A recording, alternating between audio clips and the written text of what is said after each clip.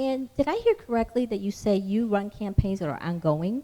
Yeah, with so Till? What's the benefit of that? And also, how do you avoid, because usually all the activity happens during that time, and there's that time sensitivity, right? Yeah, so yeah. how do you still take Absolutely. advantage of that? So it's a saturation curve, or kind of a long tail approach, which is to say that absolutely the attention is in the first 3 days. Actually, like the vast majority of your traffic will happen in the first 3 days and the last 3 days of your campaign, and that's we usually recommend kind of campaigns that are roughly 30 days in length. That is like the targeted drive that actually is the campaign when you will likely raise the most money in any 30-day stretch for the entire campaign, or the entire time that your offer is live on your site. But then what you're doing after that is you're essentially just allowing for the long tail to keep giving you orders, which is to say that your first 30 days were absolutely most successful. You put most of your ad spend, most of your time, most of your PR, most of your follow-up, most of your outreach, most of your email newsletter blasts, most of your ad retargeting. All of that happened really intensely in the first 30 days.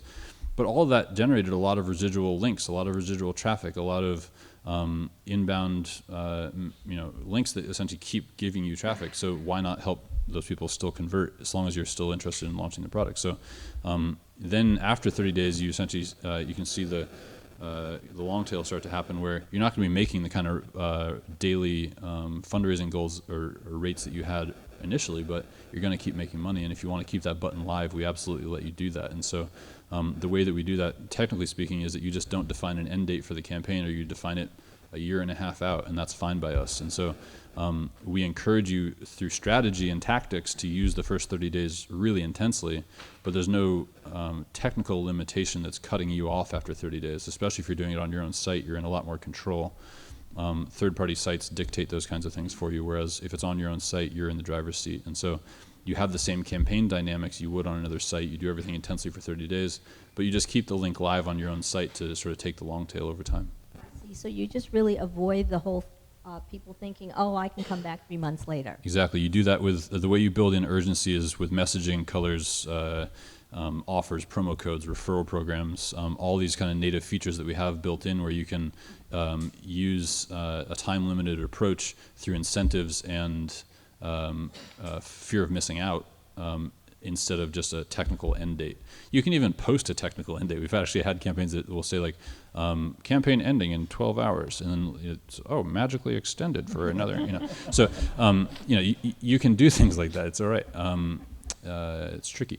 So, but that's okay. You can also, the most common thing that's actually totally front-facing is you say the price is going up in 30 days. And so you say, I've got a discounted crowdfunding or pre-order rate at 50% or 75% of the real price, and you say real price $3.99, $2.99 for the crowdfunding, and then you say price is going up in 30 days. And so that's the easiest way to build in FOMO, and certainly works. We've seen that work time and time again. So you kind of have an introductory price. Are most of your clients doing it that way now, or do they still follow the 60-day formula? Some will, especially if they have a highly successful campaign they didn't plan for, if they sort of didn't talk to the focuses of the world, and they all of a sudden got way ahead of themselves, they will actually shut it down. They'll be like, no more orders. And so, certainly we've seen people do that, but what we tell them is change the language on your site to say shipping later, or shipping in 2 years, or shipping in the second wave, or all these things you can essentially say to be like, all right, I still want your order, but I'm not going to tell you exactly when you're going to get the product. Or I will tell you, but it's going to be much later, and you'll get the second run, and so that way you can kind of build in a buffer. So it just depends on what you're producing, how hard it is to make, and what you would do if you were wildly successful. So that's in a different model, because places like Kickstarter and Indiegogo, they require that it has to be 60 or 90 days or something. They do, exactly. Right? So your model is very unique. Yeah, with our model, you get to set those parameters. You choose when you're going to charge cards. You don't even have to charge cards right away. You can charge them later. You can choose to have a campaign that's 10 days. You can have a campaign that's 180 days. That's entirely up to you. So you're in control of those parameters, which are just point-and-click options when you set up a Tilt Open campaign. We give you a simple dashboard where you can manage refunds and payments and orders and shipping and all that kind of stuff. So you're in the driver's seat when it comes to the campaign dynamics, which are not things you're in control of when you're on someone else's site. Okay, thank you. Thank Let you me very ask you a much. question, because you talked about going back and forth between the ongoing, and what happens if your site is on Indigo or Kickstarter, and then people are looking for you? What do they find?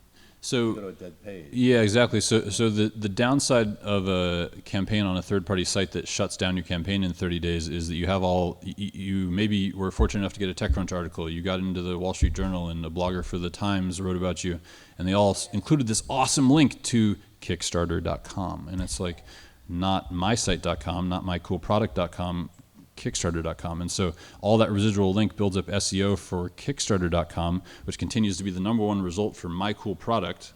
And My Cool Product is the second, third, fourth result. And it never gets to #1, or it doesn't for months.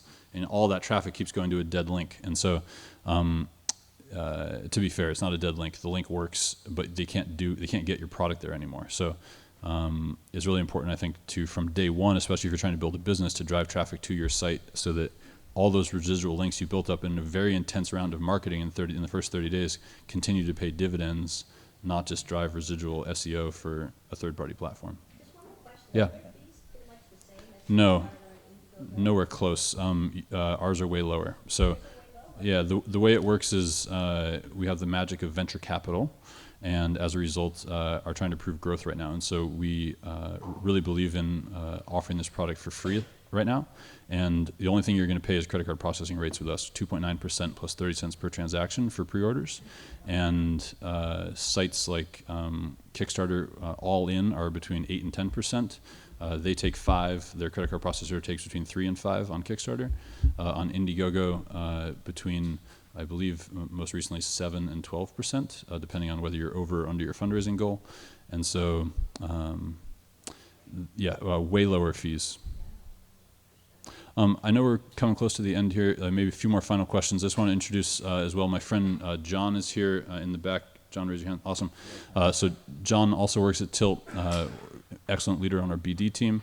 I'll be here as well. Find either of us, please, for any questions you might have after we shut this part down.